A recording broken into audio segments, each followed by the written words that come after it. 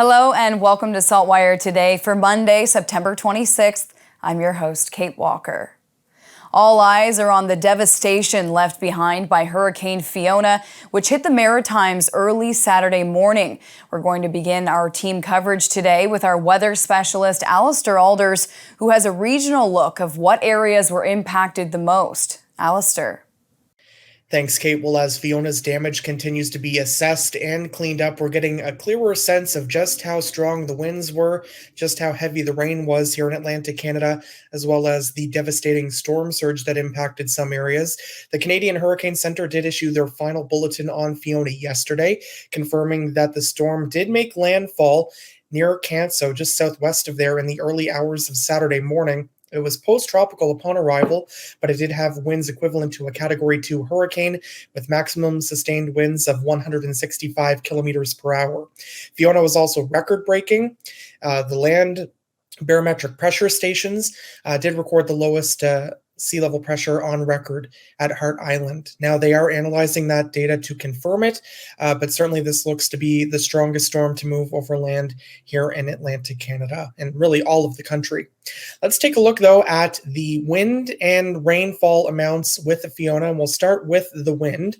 And as you can see, we had peak wind gusts here in Halifax that topped out between 90 and 130 kilometers per hour, including 125 kilometers per hour at Stanfield. We also had some gusts of 130 to 160 at locations right along the coast or just offshore, including Beaver Island, that's near Sheet Harbor. But across the region, the strongest winds were observed in eastern Nova Scotia, PEI, and southwest Newfoundland, with gusts generally in the range of 130 to 160 plus. However, as you can see on that map there, a gust to 179 in Arisag, Nova Scotia. That's in Antigonish County. 177 kilometers per hour in the Ruckus region. Of course, they have the terrain enhancement there. And 150 kilometers per hour in Wadden's Cove, just outside of Glace Bay. Even 149 kilometers in Sydney. Across Prince Edward Island, winds gusted 130 to 150 kilometers per hour. So this was definitely a strong, powerful storm for the eastern half of the Maritimes into southwestern Newfoundland. In terms of rainfall, we had about 75 to 85 millimeters here in Halifax, but some coastal stations did exceed 100 millimeters, including at Osborne Head. Otherwise, the heaviest rain was over eastern Nova Scotia, kind of to the left of the track, and as well Cape Breton, including 151 millimeters in Port Hawkesbury and 145 in Truro. So, of course, with that rainfall, some areas did not get as much as they were expecting. So that's a bit of good news because, of course, the devastation is widespread. There was also the storm surge that impacted parts of eastern Nova Scotia, the north coast of Prince Edward Island, and southwestern Newfoundland. We had severe to devastating damage, especially in southwestern Newfoundland, where Port aux Basques, there were homes that were completely destroyed, and some of them were swept out to sea. So really, Fiona is going to go down as one of the most powerful storms to move through Atlantic Canada. I do expect they will retire that name. We won't have a tropical storm or Hurricane Fiona again in the future. In terms of cleanup efforts with Fiona, the weather not in our favor completely. We do have some showers and thunderstorms that we're moving through today, and of course, that can make it unsafe for crews to repair power lines and clean things up. As we head throughout the week, there will be some more showers and a risk of thunderstorms tomorrow for the eastern half of Nova Scotia into Newfoundland. And as we go throughout the week, we will have opportunities for more sunshine, some spotty showers kind of in and out at times. And right now, the upcoming weekend is looking fair. But certainly, it's going to take days and weeks to assess the full scope of the damage from Fiona here in Atlantic Canada, but Fiona's certainly up on that list with storms like Juan, Igor, and Dorian, and will be remembered for many years to come. Kate. Thank you, Alistair. After what was a very eventful weekend in Halifax, public school classes were canceled around HRM and will stay closed tomorrow. For other parts of the province, they will be canceled for the remainder of the week. But there is relief on the way. Premier Tim Houston announced Nova Scotians can apply for disaster financial assistance related to damage from Hurricane Fiona starting today. This program will cover certain uninsured losses up to $200,000. And there will be no deductible for both residents and small business owners. This program is now open, and individuals can apply online at novascotia.ca. Or obviously, appreciating that many Nova Scotians don't have access to the internet right now, applications will also be available at MLA offices. The amount an individual receives depends on the damage, and it depends on their insurance coverage. Please check with your insurance carrier first. We're also announcing $100 for every household that lost power for at least 48 hours due to Fiona to help cover the costs of spoiled food. We know some will have insurance to cover this, but it is often not worthwhile to make a claim as a result of significant deductibles. Meantime, in Halifax, the damage varies depending where you are in HRM. Several power lines and trees fell over the weekend, causing major power outages, and for some, vehicles destroyed. And at 6 o'clock, heard a shudder and a boom, and came out on our upper deck, and this was a new addition to our driveway, and unfortunately, one of our tenants lost her car. And for others, the devastation meant losing parts of their homes. One apartment building in Spryfield lost part of its roof, causing damage to a nearby home. Approximately 1:30 in the night, we had already lost power. I was having a nap on the couch, and a huge crash came through my living room. Debris and wood and shingles and a big slice of something came through my roof almost on top of me. I wasn't underneath it, but the debris did hit my leg. I wasn't injured, thankfully. Depending on where that came in, it could have been really bad. It came in on an angle, so the wind must have taken it and switched it, because learning about what it was the next day, it was actually part of the roof from Foxwood Terrace that had ripped off in the middle of the night and was airborne. Well, it wasn't all bad news this weekend. It wasn't the venue nor the weather they were hoping for, but one Eastern Shore couple managed to still get married here on Saturday despite the storm. We did not want to cancel. We thought if we're the only ones there, then that is fine too. We're still getting married, so we're gonna... Show must go on. Yeah, so I thought, so long as the building's still standing, and if not, then perhaps we'll still do it outside. The couple's original plan was to get married outdoors on the Eastern Shore, but they were able to hold the reception at the Micmac Amateur Aquatic Club in Dartmouth with around 80 of the 140 guests in attendance. With many forced from their homes and without power, local shelters and food banks are doing what they can to lend a helping hand. The Parker Street Food and Furniture Bank is one of those locations, providing food to those in need. We have to get some food because we lost power. Well, today we have placed on social media that persons can come out to get food. So we're trying to save as much food as possible, and we're also trying to help the community as much as possible. Persons may have run out of food, we have here, so we want to provide that for the community. Now, many who don't have power have been spending time at some of the local comfort centers in HRM. Here's a look at some of those centers and the times that they're open. The city says they will remain open as needed, and further locations may be opened if necessary. They provide food and water and a place to recharge devices. Next, we're going to head to Truro, where SaltWire Atlantic SportsWire host Scott Squires is switching gears today to give us a glimpse of how Truro has been affected by the storm. Scott. Thanks, Kate.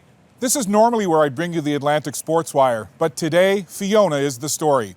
I'm here in Truro, Nova Scotia, where devastation is widespread in the town. Upwards of 145 millimeters of rain fell in the area, and wind gusts were measured at about 134 kilometers an hour. Just behind me, on a major thoroughfare, Prince Street in Truro, a power pole came down with transformers smashing on the ground. Lights are shattered. A large tree came down as well, taking many more wires with it. And that's the scene that's playing out right across Truro as power crews are now in town trying to clean up the debris, trying to get people's power back on. It's expected that residents of Truro and Colchester County could be without power for several more days. In Truro, I'm Scott Squires for the SaltWire Network. Thank you, Scott. Northeast of Halifax, Antigonish was another county rocked by Hurricane Fiona over the weekend, and today all hands are on deck to clean up the aftermath. SaltWire's Aaron Beswick has the details. Neighbours were out helping neighbours in Antigonish County on Sunday. SaltWire went to visit the home of James Mensch, where Alistair Lanyard was clearing trees that were being hauled away by a small army of volunteers. I'm just helping out my neighbour, James Mensch here, cutting some trees off his driveway. More than some trees. Well, yeah, it's quite a mess here. Quite a mess, and they're on the house as well. Yeah, but those ones are outside my pay scale. Tell me about what Fiona did to your house. Well, put about 4 trees up against the house and knocked out the electrical masts. Nova Scotia Power cut the power to the house, but said I have to, clear the driveway and then get an electrician put up the masts, and then they come and restore power. So that might be a while. And other than that, 2 of my neighbors came. One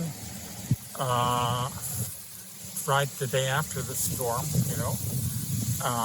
came in the morning asking we were okay, and then another neighbor from across the street came over and offered to help. And so now they're just here helping me cut down the trees. So, and I had to borrow gas from some of them. I bought a siphon, but it didn't work. And but they're really fast. I mean, I'm 78, I've got a heart condition, so, it's nice to have younger people around. This is Aaron Beswick reporting for the SaltWire Network.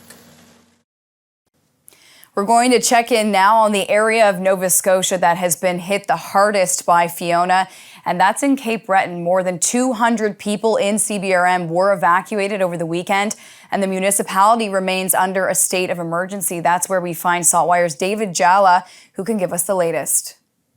Well, I'm standing here outside right at the moment, and the rain has just begun again. It's the first bit of rain we've had since the hurricane blew through. The last couple of days have actually been very nice, which has been a benefit for those looking to recover. And right now, the main thing people are looking for, of course, are power to charge up their devices, which everybody desperately needs. Indeed, this morning I stumbled across one area, one part of town where a young Indian couple, international students studying at Cape Breton University, had set up a soup kitchen out of their back shed. They had people bringing firewood over, were cooking up warm soup and stew, and had hot beverages. Their neighbor generously provided a generator, so there was literally hundreds of students there charging up their cell phones. Similar events occurring at officially designated comfort centers like at City Hall, where I was this morning. And again, dozens and dozens of people coming and going just to charge up their phone, maybe get a hot drink. But some good news right now. Some things are reopening. Some of the fast food outlets that offer coffee are reopening out in Sydney River.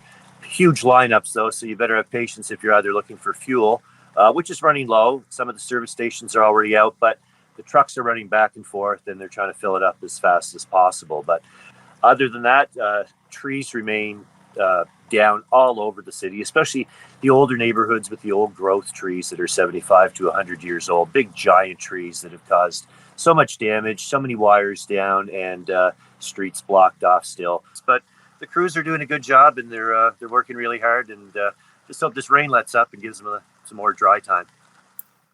It's a similar story outside of the province on Prince Edward Island, where islanders are being reminded to stay home and thousands are still in the dark. SaltWire's Rafe Right was on the ground this weekend, taking it all in, and has the details for us now. Well, certainly, Kate, it was a very dramatic night. The storm weather started to pick up probably around 11 to midnight was when it started to get nasty. I know most islanders, including myself, probably didn't get a lick of sleep throughout the night. The winds were mostly coming from the north to northeasterly direction, and the speeds, the sounds were absolutely dramatic. The damage has been catastrophic, really. The amount of trees that are around down in Charlottetown, power lines, and I think up to 80,000 people are still without power across the entire province.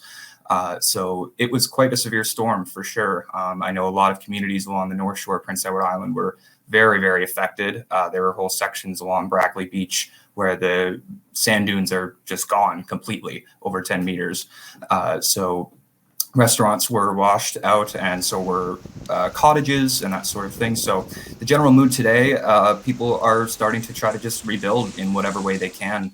People are going out and trying to get food and coffee to people that need it. But the big question for most islanders is, when is the power going to come back on, and when are they going to get their internet? Because most people are still completely in the dark as to what's going on. I was until yesterday afternoon. So the situation, it's going to be a long cleanup. In Newfoundland, shocking photos and videos have been making the rounds on social media. Houses floating and one woman swept to sea as Fiona's first fatality in Port aux Basques. SaltWire's Diane Crocker is in Corner Brook for us and has the update on how things have been unfolding. Well, I guess right now we're kind of into cleanup mode in a lot of areas, and also, still dealing with the aftermath of the devastation that's out there.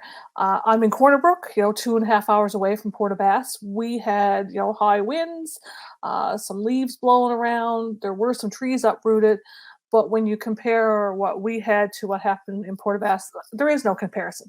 Port aux Basques and surrounding communities out around the southwest coast are devastated, and, huge chunks of these communities are destroyed. We've all seen the images from Port aux Basques, houses washed into the ocean. There was a loss of life out there because of it.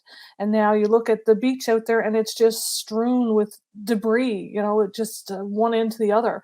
They're going to be months cleaning it all up. And that's the other thing now, there's so many people displaced from their homes. Where do they go? There's some temporary sheltering set up with the Red Cross and Salvation Army and the Lions Club out there have been pitching in to help out. But, it was a town that had not a lot of housing options out there for people to begin with. I spoke to a lady today who, she described her family home as the place where they went to Christmas and they went for birthdays and christenings and everything. And now her mom is facing not being able to go back into that house she's lived in for, over 60 years, a house her husband built. But the landscape has changed. The chair of the local service district out in Foxroots, Marguerite, told me this morning, their harbor area looks totally different. And there's been pictures posted online kind of showing the difference. And we keep hearing, nobody expected it to be this bad. Like, I spoke to a couple seniors who've, they said they'd lived through storms like this for years, but this one was different. And it's sad, to see what's happening out there. A lot of work to be done, that's for sure. Thank you, Diane, and thank you to all of our SaltWire journalists who have been covering the storm for us over the weekend.